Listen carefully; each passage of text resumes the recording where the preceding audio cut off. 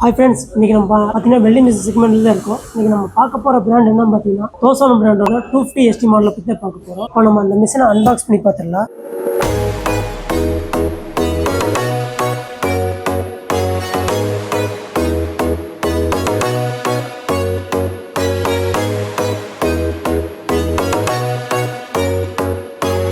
Machine unbox பண்ணிட்டோம். இப்போ handle பார்த்தீங்கன்னா நல்லா ஃபைபரில் நல்லா ஹெவியாக கொடுத்துருக்காங்க. மிஷினோட அவுட்லுக் பாடி பார்த்தீங்கன்னா நல்ல ஃபினிஷிங்கில் கொடுத்துருக்காங்க. இது எதுக்கு யூஸ் பண்ணுறாங்க பார்த்தீங்கன்னா MS, SS rod, GA rod இதெல்லாம் யூஸ் பண்ணிக்கலாம்.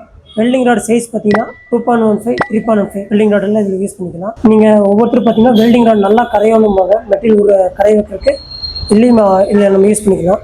இப்போ இந்த மிஷினை நம்ம அடித்து பார்க்கும்போது உங்களுக்கு அது எப்படி யூஸ் பண்ணுறதுன்னு செக் பண்ணி காமிக்கிறேன். மிஷினுக்கு முன்னாடி பார்த்தீங்கன்னா உங்களுக்கு டிஸ்பிளே கொடுத்துருவாங்க.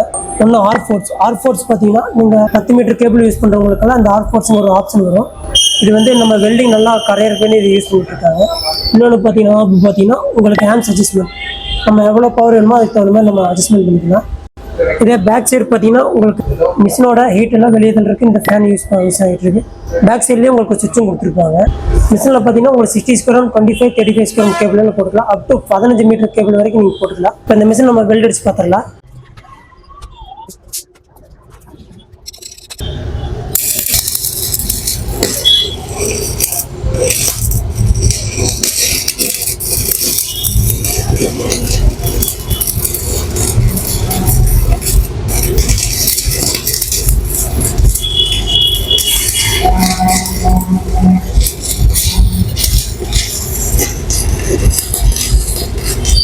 இந்த மாதிரி ப்ராடக்ட் வேணும்னா கீழே இருக்க நம்பரை கான்டாக்ட் பண்ணுங்க.